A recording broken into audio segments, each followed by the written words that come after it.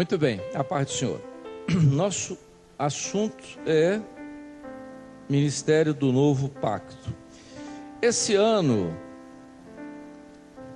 já no final, já na metade do ano passado, o Senhor deu uma revelação muito interessante no mês de maio. E interessante que o Senhor, aquilo que um servo ouviu em 1968, é um pouco de tempo, não? Um servo teve uma experiência em 1968, quando essa obra começava no nosso meio, quando o Senhor falou com ele de maneira muito clara. Ele ouviu pela madrugada a voz do Senhor e até o chamado dele para essa obra.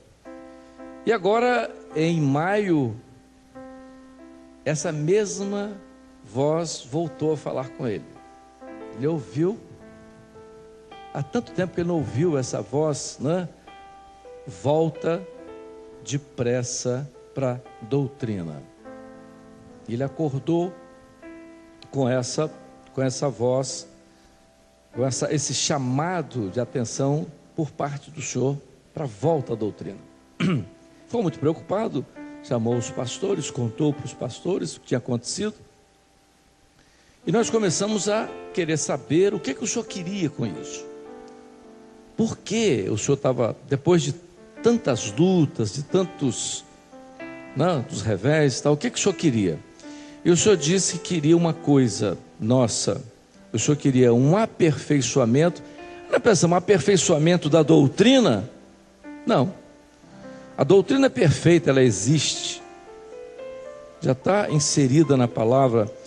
O Senhor queria um aperfeiçoamento do nosso entendimento. É diferente. Não é aperfeiçoar a doutrina que existe, já está estabelecida. O Senhor queria um aperfeiçoamento do nosso, presta bem atenção, do nosso entendimento. Por que isso?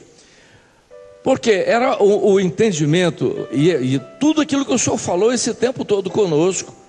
Porque você pode pegar a doutrina e levar para o lado racional, ou esperar que ela venha totalmente pela revelação do Espírito Santo. Aí nós voltamos a um conceito de doutrina antes de entrarmos. Pode até colocar logo o texto lá. Um conceito de doutrina que o Senhor nos deu também por revelação. O que é doutrina? Todos os obreiros, todos os diáconos, todos os pastores precisam entender aquilo que o Espírito Santo nos falou sobre doutrina. O que é doutrina? Qual o conceito de doutrina? Eu estou falando de doutrina da igreja, a doutrina da igreja fiel, da igreja verdadeira, da igreja que está lá no livro de Atos dos Apóstolos. O que é doutrina? Doutrina é um conjunto de elementos, presta bem atenção para vocês entenderem, nunca mais esquecerem isso.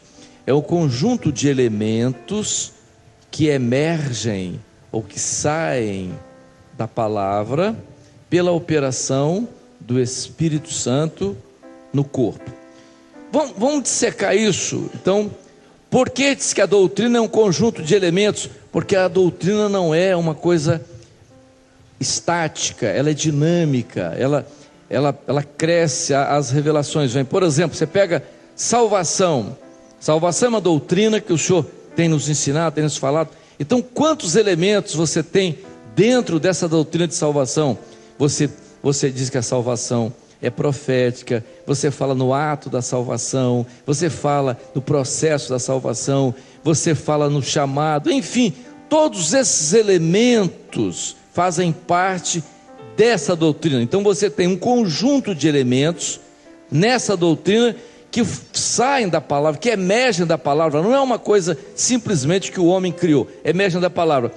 Como que emerge da palavra? Pela operação do Espírito Santo. Não é simplesmente uma conceituação, não é simplesmente uma identificação racional, mas emergem da palavra pela operação do Espírito Santo, não na cabeça de um homem, não na cabeça de alguém especial, mas no corpo.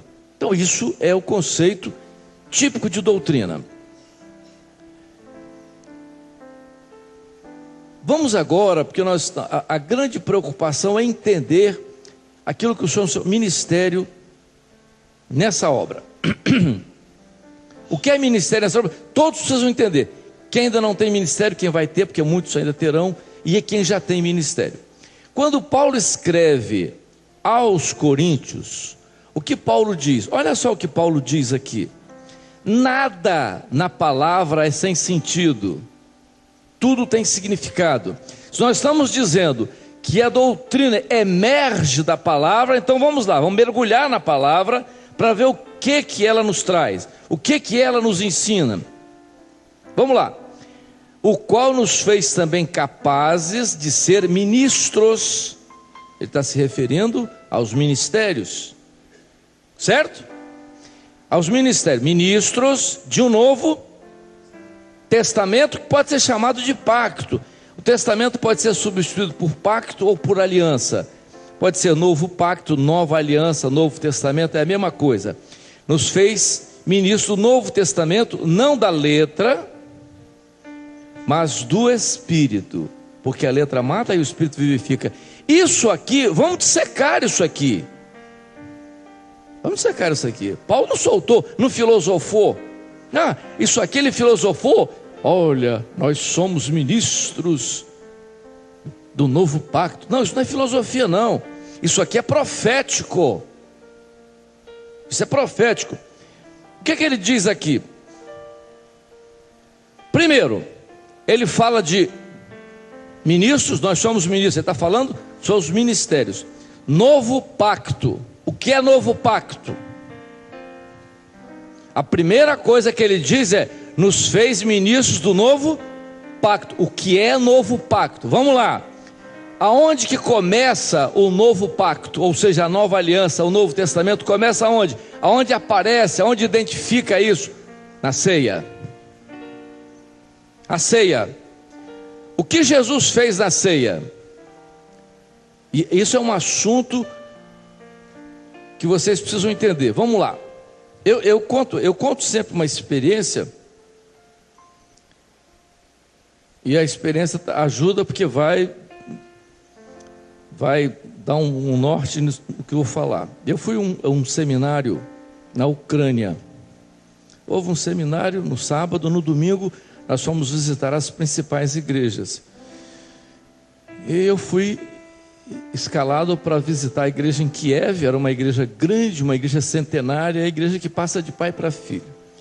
Eu cheguei lá, era um domingo de manhã, dia de ceia, eram 600 membros mais ou menos reunidos, e aquele culto maravilhoso de louvor, 1 hora de louvor, mas eles são maravilhosos, violinos, violoncelos, piano, uma coisa extraordinária, não deu nem para ver passar.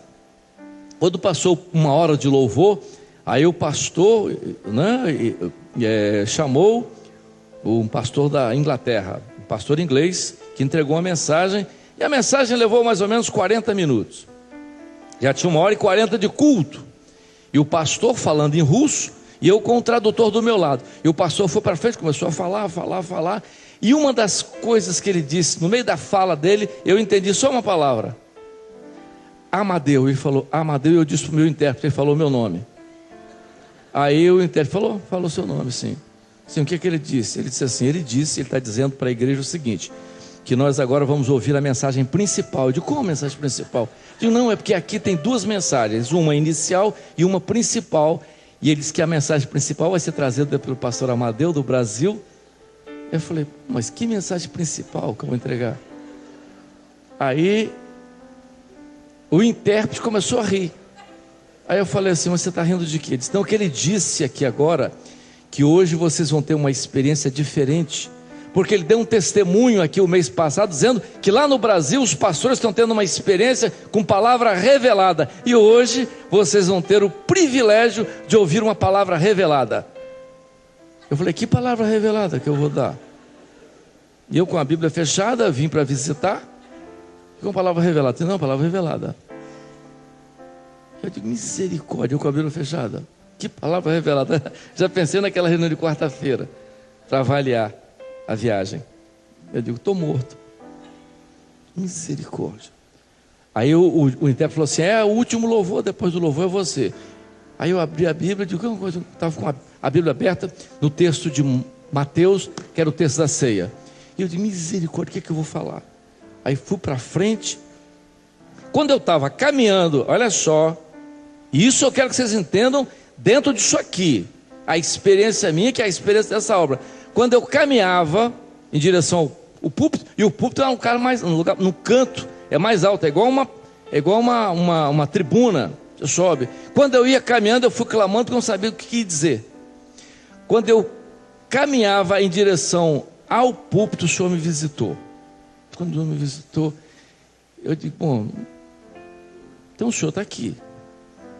E quando eu cheguei no púlpito, o Senhor me colocou uma mensagem no coração, que eu nunca tinha tido.